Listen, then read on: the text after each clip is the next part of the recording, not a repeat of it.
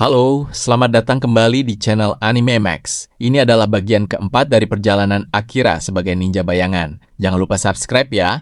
Siapkan cemilannya buat teman nonton. Yuk, bagaimana keseruan episode kali ini? Kita mulai saja ceritanya.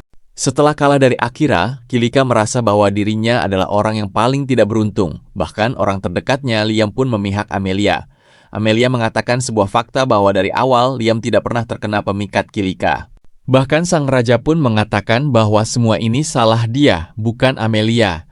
Rajalah yang telah membuat Kilika lupa akan suatu hal karena sihirnya. Raja pun akhirnya membuka sihir penyegelan ingatan Kilika. Akhirnya Kilika mulai mengingat semua kejadian masa lalu di mana dia masuk ke sebuah dungeon.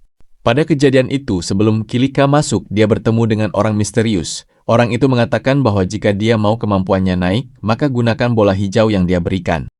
Kilika pun mempercayai perkataan orang tersebut dan membawanya ke dalam dungeon. Sewaktu di dalam, Kilika melempar bola hijau tersebut ke arah monster. Dan benar saja, tiba-tiba semua monster berubah menjadi besar dan tak terkendali. Kilika pun terkejut.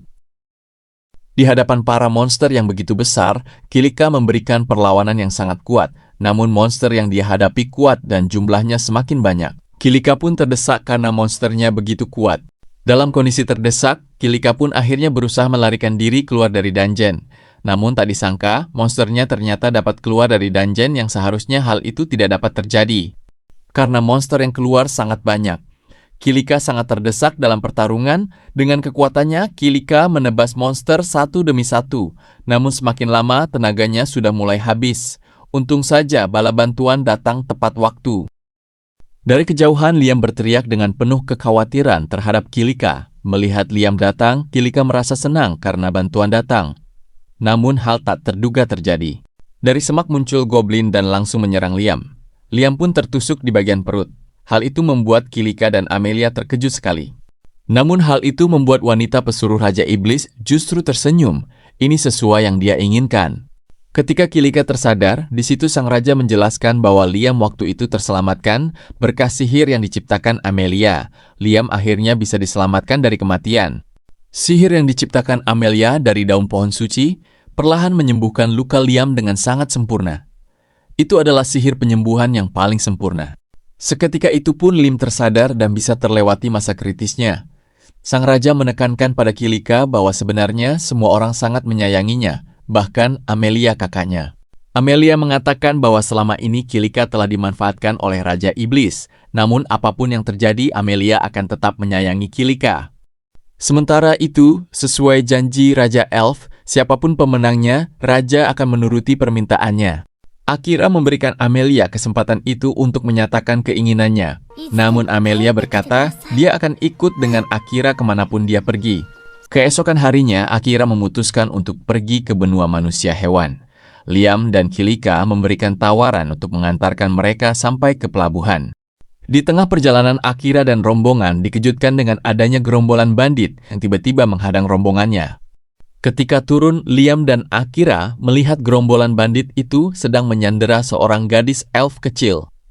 Tiba-tiba, salah seorang bandit mengatakan itu adalah putri elf itu. Kita akan serahkan ke Tuan Graham. Mendengar hal itu, Akira langsung menyerang dengan skill penghilangan keberadaan dan melumpuhkan semuanya.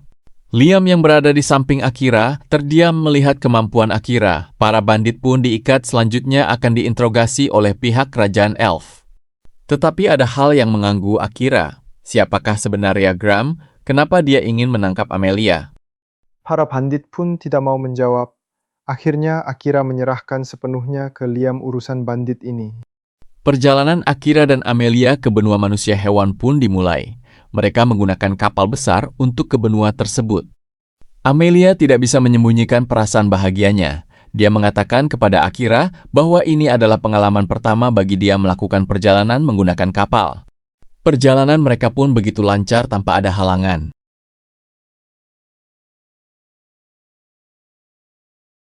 Akira pun tetap terjaga sambil membaca, sedangkan Amelia tidur di ayunan. Keesokan harinya, Akira tiba di pelabuhan benua manusia hewan. Saat mereka turun dari kapal, mereka dihadang oleh bandit. Mereka meminta Akira agar menyerahkan barang berharga miliknya. Akira pun menolaknya. Mendengar hal itu, para bandit langsung menyerang Akira. Secara spontan, Akira juga langsung mengeluarkan sihir kegelapan dan langsung menyerang mata para bandit. Sebenarnya Akira bisa dengan mudah mengalahkan mereka. Hanya saja Akira tidak mau ada pertarungan. Akira pun melewati para bandit dan melanjutkan perjalanannya. Setibanya di pasar, semua orang memperhatikan Akira. Itu karena Akira membawa kucing berwarna hitam. Malam pun tiba. Akira dan Amelia sedang menikmati makan malam. Ternyata makan Amelia banyak juga, kata Akira. Setelah itu, Amelia pun berendam untuk menghilangkan rasa lelahnya. Namun setibanya di kamar, Akira sudah tidur. Amelia pun mendekatinya dengan perlahan dan tidur di sampingnya. Mereka pun tidur di satu ranjang. Hal itu membuat Akira tidak tahan sebenarnya. Keesokan paginya, Akira terbangun dan melihat betapa cantiknya Amelia. Tubuhnya yang begitu indah membuat Akira terdiam. Yura tiba-tiba datang mengingatkan Akira bahwa mereka hari ini ada janji bertemu pandai besi. Saat bertemu dengan si pandai besi, dia mengatakan bahwa katana milik Akira kondisinya rusak parah, butuh bahan yang tidak sedikit untuk memperbaikinya. Dia pun menulis semua kebutuhan yang diperlukan agar bisa kembali bagus. Melihat keseriusannya, Akira terlihat senang. Tanpa berpikir lama, Akira pun menyetujuinya, meskipun Akira tahu bahan-bahan yang dibutuhkan sangat sulit didapatkan.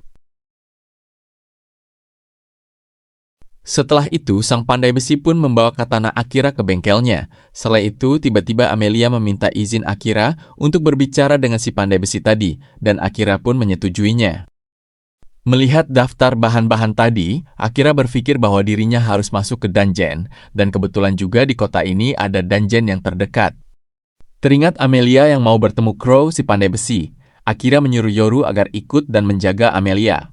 Sementara ia akan pergi ke labirin sendirian. Setelah bertemu Crow, ternyata Amelia sebenarnya ingin meminta Crow melatihnya agar levelnya naik, karena dia ingin mendampingi Akira, namun tidak mau membebaninya karena dia lemah. Mendengar hal itu, Crow langsung menolaknya. Menurutnya, Amelia tidak akan mampu menjadi muridnya karena metode latihannya berat. Namun, Amelia tetap bersikukuh bahwa dia akan mampu.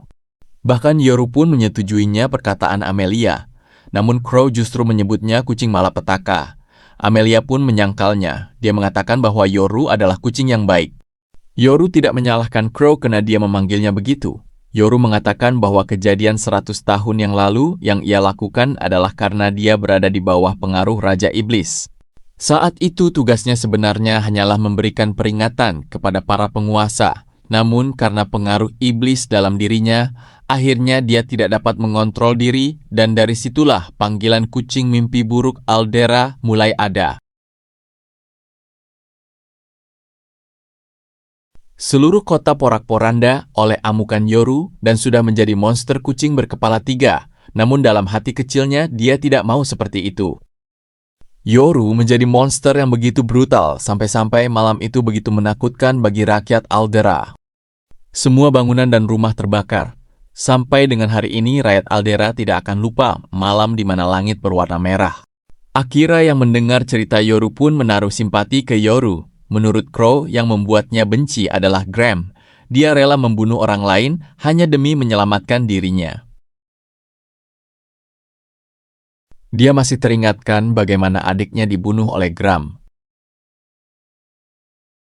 Demi menyelamatkan dirinya sendiri, dia begitu mudah membunuh orang tak bersalah. Semenjak hari itu, dia bersumpah akan membalaskan dendam adiknya. Sementara itu, Akira berada di kota untuk masuk ke dalam labirin. Namun tiba-tiba, kejadian tak terduga terjadi. Banyak sekumpulan monster tiba-tiba keluar dari dungeon. Amelia dan Yura juga melihat aura biru yang sangat tebal keluar dari dungeon yang ada di tengah kota. Yang membuat aneh asap biru itu melihat semua yang ada di depannya, tidak peduli apapun. Melihat hal itu, Amelia langsung menggunakan skill gravitasi miliknya untuk menghancurkan asap tebal itu. Asap biru tebal mulai menyebar ke seluruh kota. Amelia pun meminta Yura untuk membantu mengevakuasi penduduk sipil. Yura pun menuruti perkataan Amelia dan mulai mengevakuasi penduduk agar tidak dilahap oleh asap misterius tersebut. Tiba-tiba ada suara yang memanggil Amelia dari belakang. Saat melihatnya, Amelia teringat bahwa dia adalah orang yang menghasut Kilika. Lalu kemudian dia memperkenalkan dirinya, suruh Trash, suruhan Raja Iblis. Dirinya memang ditugaskan untuk menangkap Amelia. Melalui seruling yang di tangannya, dialah yang mengendalikan kabut misterius itu. Amelia yang berada di posisi terkepung tidak bisa berbuat banyak, dan akhirnya Aurum Trash berhasil melumpuhkannya. Sementara itu, Akira sedang bertarung melawan monster tiba-tiba mendapat pesan telepati dari Yura. Yura mengatakan bahwa Kilika diculik dan dibawa ke dalam labirin. Mendengar hal itu, Akira langsung berlari ke labirin dengan penuh amarah. Setibanya di labirin, Akira yang sudah dipenuhi langsung mengambil pedang yang ada di hadapannya. Di sana beberapa monster sudah menunggunya. Dengan pikiran yang sudah penuh amarah, Akira membantai semua monster dengan membabi buta. Yura yang datang ke labirin meminta maaf atas kelalaiannya menjaga Amelia. Namun Akira tidak menyalahkannya, tetapi Akira menyuruhnya untuk segera menjauh karena dia akan menggunakan sihir neraka bayangan. Ketika sihir ini diaktifkan, kekuatannya akan sangat dahsyat sekali. Semua monster yang berada di sekitar penggunanya akan dilahap dan terbunuh oleh sihir ini, dan bahkan penggunanya juga bisa terkena dampaknya. Semua monster dan kabut misterius yang ada di sekitar labirin akhirnya tersedot masuk ke tubuh Akira, dan Akira pun sangat kesakitan karena dampak sihir neraka bayangan ini. Energi bercampur dengan amarah yang meledak dalam diri Akira. Dipicu oleh rasa kehilangan karena Amelia diculik, Akira merasa bahwa Amelia adalah orang yang paling dia sayangi di dunia yang baru ini. Setelah menyerap habis monster dan kabut misterius, tubuh Akira kelelahan dan dia kehabisan tenaganya. Dan pada akhirnya dia pun tidak sadarkan diri. Part selanjutnya akan sangat seru ya. Sampai ketemu di part 5.